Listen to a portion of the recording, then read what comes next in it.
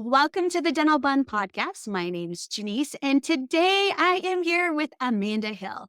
And Amanda, we have actually been friends for a few years now. I want to say we met during COVID, We did. Yes. Yes. We were and COVID we took friends. a course because what else was there to do? Right. But either be scared or learn. Or just learn. So, right. So that's what we did. And so I'm just so excited to have Amanda here with me because she once again is my first guest on the Dental Bun podcast. She was also my first speaker for my study club. And so So cool. I know. I just love being able to reach out to you and, of course, having time to myself with you because if you haven't been in a course with Amanda or you're just not active in the dental world and social, you'll see that she kind of pops up everywhere. So a lot of people want a piece of Amanda, and I'm glad that I get to have special time with her today. Absolutely. You know, I'll drop anything for you, Janice. And I want you to know my messy bun that I did Yes, for the Messy Bun podcast just for I you. I feel so terrible. I No, really you have right gorgeous before hair. You're having a good hair day. You roll. I I rolled I'm with representing the messy bun. I like the first episode and they don't show up with a bun. What a I loser. got it. I got you. Thank you. Thank you. That's Thank that's you. the friend support we got. I appreciate that. So, with the Dental Bun podcast, I really want to focus in for our listeners on what we can do for ourselves in the workspace. And workplace wellness is dear to my heart. I've been in dentistry for 20 years and it has been a roller coaster of emotions because, as you know, there is dental things that we have to deal with and life stuff that we have to deal with. And so today, I'd like to spend some time with Amanda to help us understand her journey because she's actually been in multiple dental settings. Well, it's so funny because if you had asked me when I started in dentistry at the ripe old age of 15, uh, you know, would I be where I am today? I would have been like, well, no, can you even do that? And so, I think a big part of my personality, which is again how you and I met, Janice, we met really diving into disc theory and strengths and things like that, and so we really kind of got to know ourselves. Yes. But one thing I've learned about myself is I really just like to explore and be curious about opportunities and sort of say yes to things and then figure out through the experience, is that the right space for me or is that not? And so, I started out as a dental assistant and then went to hygiene school directly out of high school, and got my bachelor's degree at Old Dominion University, go Monarchs, in Ooh. North Virginia, which is where I live now. I've moved away but come back. I married a Navy guy. And hygiene has been a great career in that it has held many different spaces for me. So just out of hygiene school, working full time. Then we moved to California, and that's when licensure was really difficult. And so I didn't work for a little while, and then we moved to Rhode Island, and then licensure there was easy. And so by then we had a baby, and so at that point I started working part time, which is great about hygiene. You can work a day a week and still make pretty decent money. I always felt like if you looked at my resume would look so current, even though for a long time I was working a day a week. Sometimes I was working 2 days a month. Oh, When my husband was in Iraq, I was gonna lose it. and and thankfully my office was so kind and they're like, sure, yeah. You want what can you do? And I said, I can do 8 to 3, 2 days a month. And they're like, sure, great. Like what other job can you do that? I mean, again, I'd been at that office for a long time, so I had a good relationship with them.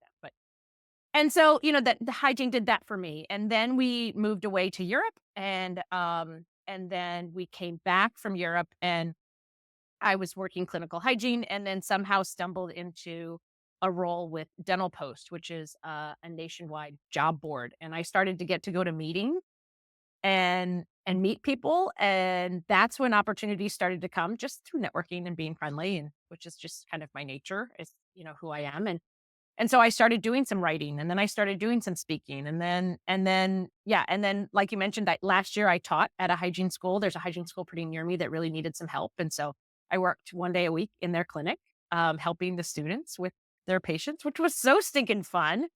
It was just fun. It was just fun to go back to the very beginning and be like, oh yeah, okay, let's talk about how we feel calculus. Okay, let's talk about how we talk to patients, like, to remembering what that was. And I've gotten to work in all different kinds of offices through all of our moving and going different places. And so I've worked for the military for a little while. I've worked in fee for service. I've worked in a Medicaid practice. I've worked in, just regular, insurance-based practice. So it's been different experiences, and I've appreciated different things about each one of them, appreciated different things about different bosses, different dentists, and not appreciated some things about different dentists.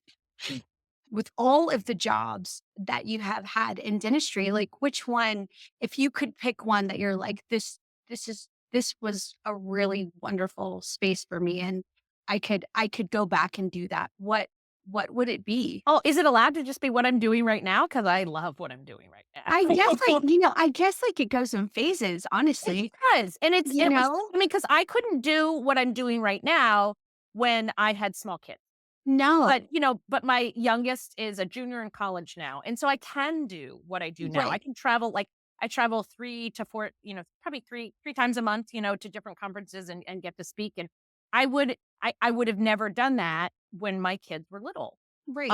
And so I love, again, I mentioned that. I loved that hygiene at each point in my life, hygiene could still be a part of my life. As we've gone through that process, you and I are kind of that similar path where it's like we did our family life, Mm, and then you kind of ignite interest in other things, and then your career starts to pivot right. into something that you didn't even know that was gonna I happen. didn't even know you could. Yeah. That's the one thing that, for any of your listeners that if there's, I imagine most of you are hygienists out there that are listening. I think that I, for a long time, had no concept that I had any knowledge, any worth outside of cleaning teeth. That Right. I'm a hygienist. This is all I can do. I clean teeth. And I didn't know until I, hopped into that space with Dental Post, and I'd sit at a table, like a boardroom table with, marketing people and computer science people and, developers that were writing apps and things like that. And I was the only dental person at the table. And like they'd put something up and I'd be like, "Oh no, no, no, no, that's not right. This we would never do this, or we would never say this."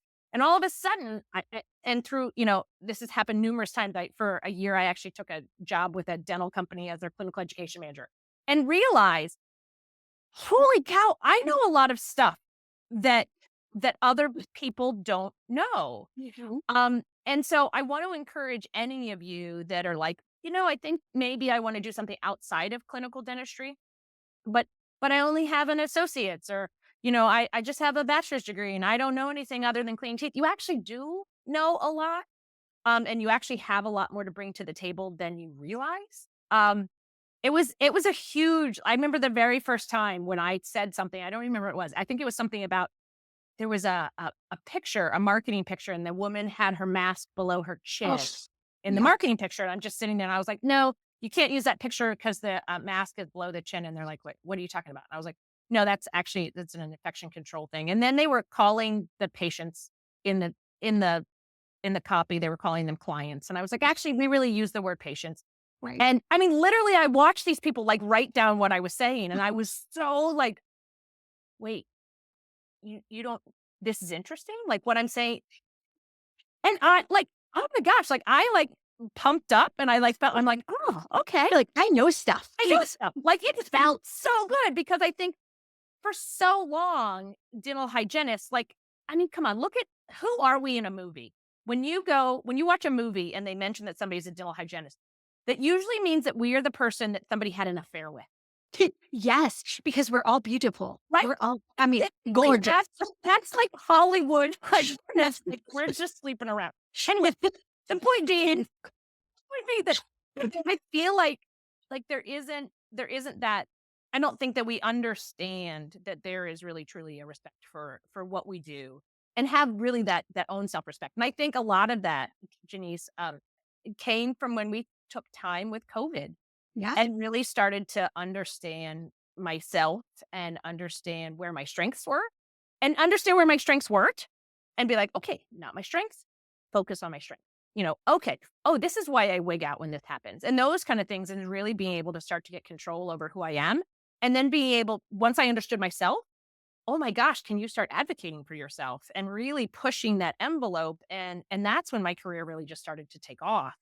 That no longer was I in that situation where, I'm sure many of us have been there. You're in an office and you have a really smart dentist, and I want to call him a know-it-all dentist, but that, and that Yes. you're afraid to push back, right? You're Yes. afraid to give that pushback because you're just a hygienist. And what do you know? Darn it all, Right. I know stuff. I know stuff like, and so, but I don't know that ever gave myself that permission or that ability to be able to really stick up for myself. I'm a total like I on the disc persona profile. Like I will avoid conflict like nobody's business.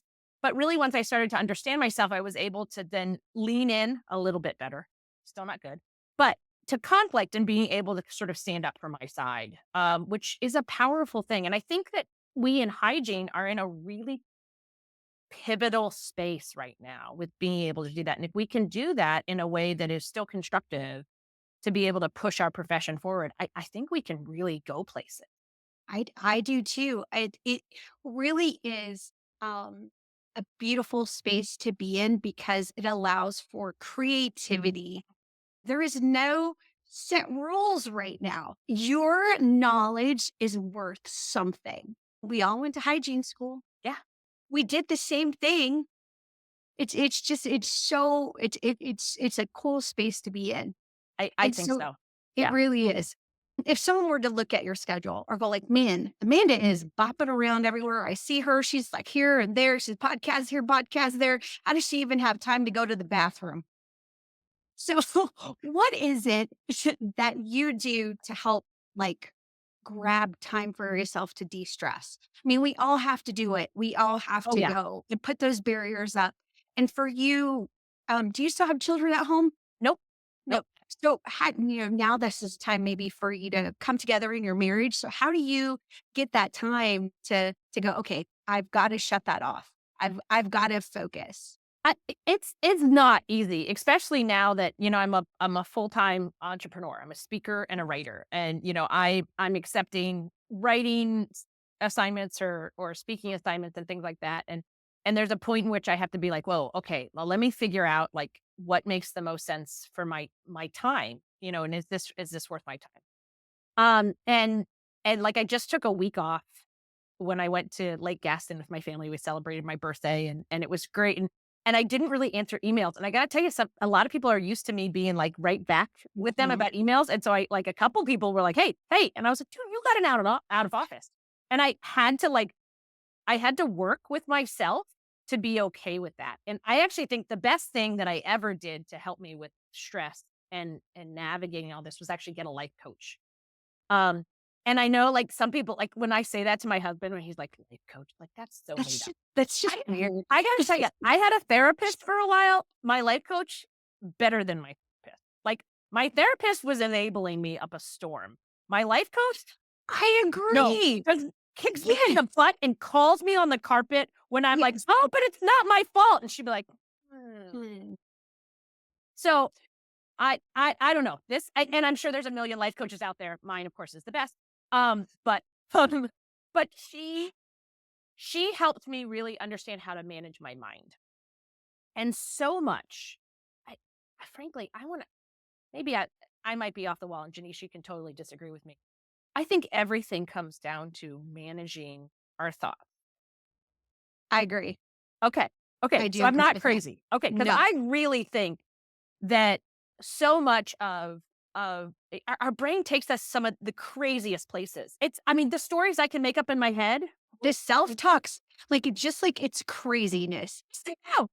And even the things that you'll say to yourself, like just literally just before we had this podcast, I went to return something, an Amazon purchase, and I drove for some reason to the FedEx store and I parked and I realized that I was at the FedEx store and I was like, Amanda, you idiot. Like literally said, you idiot. And then I stopped and I was like, no, Amanda, you are not an idiot. You just have a lot of things on your plate and you just weren't paying attention. And not like, this is literally how I talk to myself. Because when we go those funny places with ourselves and we call ourselves names or we think things or we think things about other things. And then I've worked really hard to then stop and flip it And the more I stop and flip it, the faster now I stop and flip it. I don't go as far into the hole about thinking negatively about myself or even others. And you know what? Others are allowed to have their feelings and their thoughts and their actions, and really it has very little to do with me. And so, but the more I practice that, the better I am at controlling that stress. I'm really good about getting up every morning and working out. I'm really good about making sure I get really good sleep. And in fact, I started to tell you about this beforehand, but I have this Yes. aura ring now. Yeah. Please tell me. I've actually it's been out for a couple of years, Yeah. and I've been kind of Googling it online, going, "Ooh, should I buy it? Should I not?" Oh, Tell so me about it. for me as a Once go, again, go, go, go, go person, yes. right? Like, and we're taught often to go and achieve or succeed or perform in spite of ourselves, right? Like, oh, I don't feel like working out. Well, it doesn't matter. You still must give it your all. You must go 100%. Right. And so these are words that we're told, right? These are things that we're told. And so this ring, I've had an Apple Watch for years, and I one time went well over a year closing all 3 rings every Oh, single day.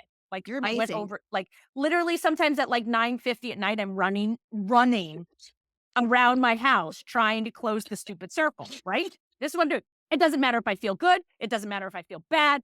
I gotta close the circles. I made this commitment, like, right? So what the Aura Ring has shown me is every day you get a readiness score. So you get a sleep score and you get a readiness score. And it will track your readiness based upon how well your heart rate lowered at night, the quality of your sleep, your stress, your heart rate variability, like how quickly you were able to get yourself back out of a zone of stress. And so some mornings it will say, you know, that I'll get a low readiness score, and it'll say, listen, your heart rate didn't lower last night. Take it easy today. And so instead of doing a kickboxing workout or something like a hit workout, I'll go for a walk. I'll do some yoga, What? That's amazing. which is, and I do look at somebody like, and it's the only way I can do it because the stupid ring gave me permission to do Well, it. I have to be told. I mean, with 100%. sleep, like we're just too busy. We don't recognize that we need to slow down. No, That's amazing. no. And so it will tell me, it even knew like I got the flu this year, and it knew I had the flu before I had the flu because it's like, "Look, your temperature's rising." Yeah. And I will No, tell you for my lady, it's really pretty spot on about when your period's going to start, which it's really really. for somebody that travels a ton. Oh, Um, that's amazing. yeah. So it gives me some really fascinating data about how not just to control calories. Cause I feel like the Apple Watch will, I know calories and I know movement, right? And I know I got to stand up every hour and like, all that kind of stuff. But this one I feel like is giving me some better data that's more about wellness. Actually, I think this is more about wellness. This is more about accomplishment, and this is more about wellness. Gotcha. Um, and I'm and liking this. and I really, if you have you ever read the book Outlive by Peter Attia? No, but Oh, it's on the list. so good. It's on the I got list. it on Audible. Listen to it on Audible. It's like I'll 20 listen to hours it. on Audible.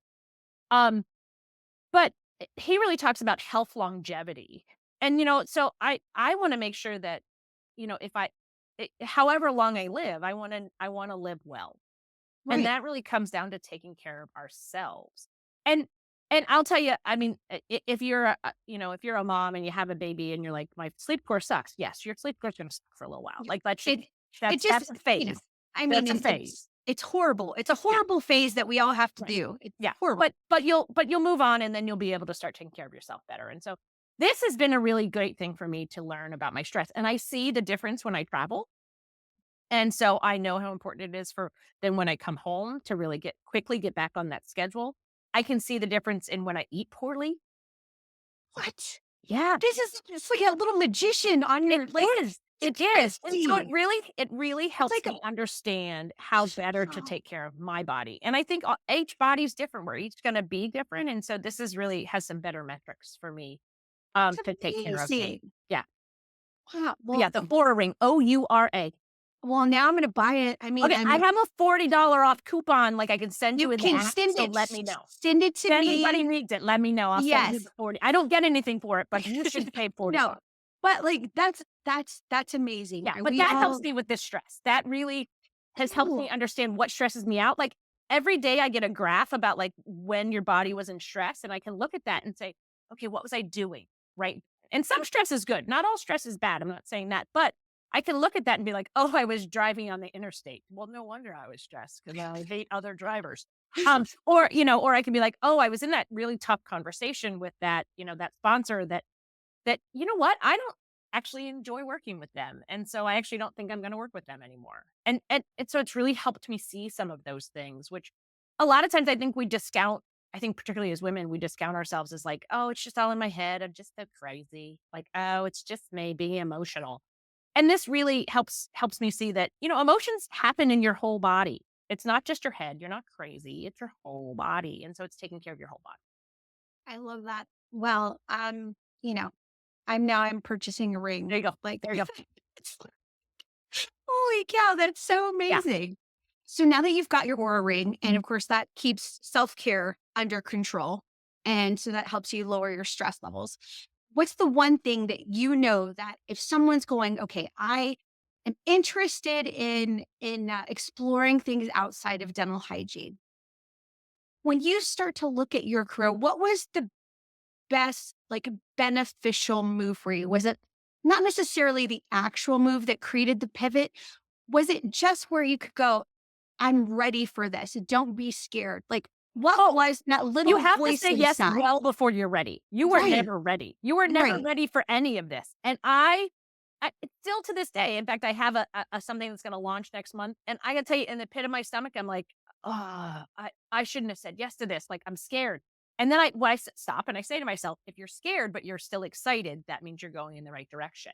And so it really, it really comes down to just saying yes to things. I really think writing was a great start for me. And I would have told you that I didn't know how to write. I was like, I'm not a good writer. Like, I've never gone back for my master's degree because I can't write. I'm not going to write paper. Oh my gosh. I just started writing like I talked. And apparently I'm really good at it. That's And awesome. and I started to write and I started to write more and that started to get my name out there. So a lot of name recognitions. And so then companies were, DMing me on LinkedIn or like, hey, do you want to try our products? Hey, do you want to write about our product? Hey, do you want to do this? And so I really think that beyond networking, writing was a really great thing. And initially I didn't get paid to write. I just wrote. And then eventually I started to get paid to write, which was pretty cool.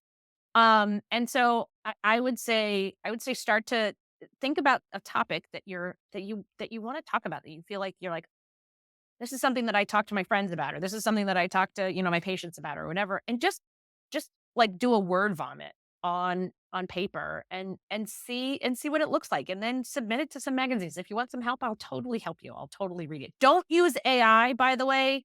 Don't have AI write for you. Magazines check that stuff. And so you'll get in trouble. Yeah. Um, use your own words. Use your own words. I swear you're smart enough for this. It's just how you talk to patients. Just write that down. So yeah, I think that those have been really great ways. Another great way for people if they're like interested and they're like, "Oh, I really kind of want to try something." There are companies out there that want you to test out their products and give your opinion. You probably won't get paid for it, but it's really a neat way to get to know a company and have them get to know you. And then you get to try out a new Prophy angle or a new Prophy paste or a new fluoride or I don't know, whatever. But they want hygienists to try these things and give some feedback. And so And that's and my patients loved it. They're like, "Well, what are we trying today, man?" yes. Like they liked it. I'd be like, Yeah. "Oh, we got this fluoride. What do you think? How's it taste? What do you?" And my patients thought it was super cool too. They liked that I was learning, I was cutting edge. And so that's another way that you can start that. And then that company might say, "Hey, will you write about your experience with this product?" And then there's an opportunity. So for someone that's wanting to maybe reach out to someone, what platform have you been most successful with? I certainly get DMs on Insta that people will reach out to me and I'll get company. Just had one just recently. They're like, "Hey, can we mail you our product? We'd like you to try it." I'm like, "Sure." Right. So yeah, I would say the ones that went the furthest, the ones that really, turned into something were LinkedIn. Right. But not to say that Instagram or Facebook, I haven't made connections that way. But if you have a product that you love, like actually so I didn't mention this. So my entire like launch pad of like speaking on my own happened actually from LinkedIn. I I wrote an article on dental unit water lines, and I sent it via LinkedIn to Pro Edge Dental Water Labs because I was like, "Hey, I love what you do," because I loved their product. I loved their educational videos. It was something that I, as a clinician, used and appreciated. And so the person, Kelly T, was always in all the videos. And so I sent Kelly T a message on LinkedIn and just said, "Hey, I love water too. Here's an article I wrote."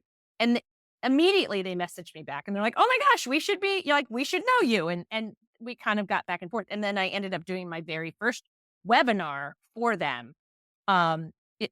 Sometime later.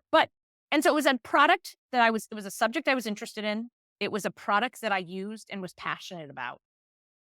And so then I just reached out and said, "Hey, I'm a practicing clinician and I absolutely adore your product and adore the education that you give to people." And I didn't expect anything from it. I wasn't asking for a job. I just wanted them to know. And now they know, and then they got to know me. And so then it did lead somewhere. And so that's a really easy way to come from a genuine spirit. Maybe there's a fluoride that you love. Maybe there's an instrument that you love. Maybe there's, some kind of product that you use or you're like, "Man, this is like the best and it makes my life better." Let them know.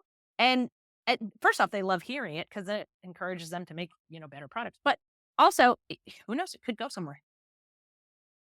It's great advice. I mean, everyone's kind of just looking for creative ways to stay engaged in the workspace. And it doesn't necessarily mean that, you're going to be some kind of like, you know, Instagram star or whatever it may be, but it may kind of catapult you in a different direction that you didn't even know. Your Like, clinical experience is gold to companies. It's gold. It's so huge. so I'm going to wrap this podcast up, but I've got a couple things that I want to ask you. So if Right. you want to send our listeners off with just some little nuggets of wisdom, because there was a ton in this. Out of all of this, what is like the two things, or maybe even three, that can help them stay engaged in their career? Yeah, I would say first off, dig in and learn about who you are. Learn about yourself first. Understand, like take some personality assessment. In fact, I think Janice, I think you're certified I do to do do that, that. right? And Yeah. I visit with people in courses That on that. yeah, So, which yeah. is freaking amazing once you really understand who you are and your strengths, and that will help you start to then be kinder to yourself because you understand yourself. So I think the first one is be curious about yourself, and this is gonna go a little bit to that under one roof, mega session. But yeah, Ah, like, be curious about yourself. Um, be really curious about dentistry and dental hygiene and education because this is changing so flippin' fast, and I want you to think of yourself as a healthcare professional that needs to stay on top of their game. And so, take advantage of there's such great education out there, and a lot of it is free. But also don't be afraid to either spend money on yourself or even ask your doc, "Hey, I really want to go to this course. This is going to help our practice for this," and have them pay for it. Whichever, but keep learning. This I got to tell you, man, when we can bring to our patients like, "Oh, okay, so I read this new research paper and this is what it's telling us and this is why your oral health is so much more important than we thought." Or, "Oh my gosh, Mr. Smith, you have a knee surgery coming up? All right. Before your knee surgery, I want to make sure we're below 10% bleeding because we know, it's to take that role of healthcare professional and continue to be curious and learn, will keep you so excited. And then lastly, to be curious about our patient and who they are and how do we have these conversations with our patient in a way that isn't like floss nagging, right? Because we all know lost one. floss nagging, Yeah. right? I mean, you talk to I'm not any a fan of stranger, that. I right? would be Any little. stranger in the world that meets me, they're like, I meet somebody and they're like, they find out I'm a hygienist. They're like, I'm really sorry I didn't floss. I'm sorry I didn't floss.